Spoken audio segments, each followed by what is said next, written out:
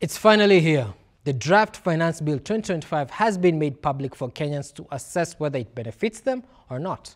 In last year's bill, Gen Zs went out of their way to simplify the document and help others understand the new taxes that were introduced, thus leading to the anti-finance bill protests. With the new bill that was approved by Cabinet this past Tuesday, the government has insisted that there will be no new taxes. So what's in this year's finance bill? Let's dive in. The bill has focused on the restructuring of the value-added tax, meaning that certain products will be moved from zero-rated to exempt status. This includes raw materials for local medicine production, sugarcane transport from farms to factories, locally assembled and manufactured mobile phones, electric bicycles, solar and lithium-ion batteries, and animal feed inputs.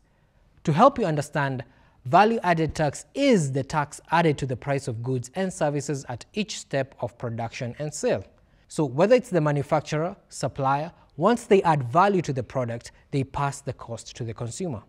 Zero rating means that the consumer won't pay the VAT, hence keeping the prices lower for essential items. This is how it works. If a manufacturer buys packaging and equipment to make a product, they pay VAT to the suppliers. If the product is zero-rated, they don't pass the VAT to the consumer, and instead, they can claim VAT refunds from the government. For exempt goods, businesses still pay VAT on the raw materials but won't be refunded by the government. They increase the final price to the consumer, meaning the product's cost will increase. So here's why it matters.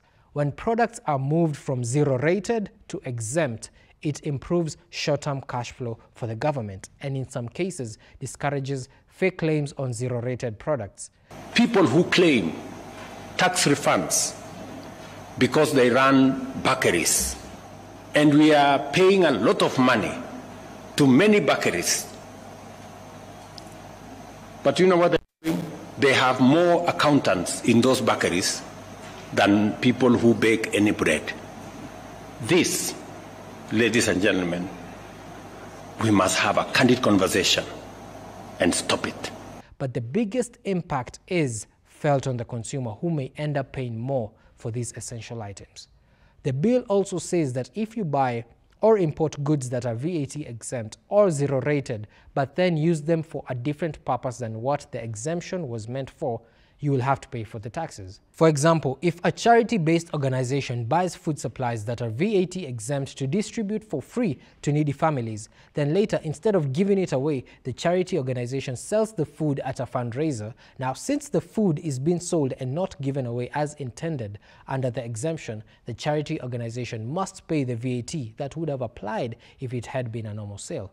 However, the bill did not indicate the process that will determine whether the goods or services are used in the right way. We'll just have to wait and see. For more videos on the finance bill, stay tuned.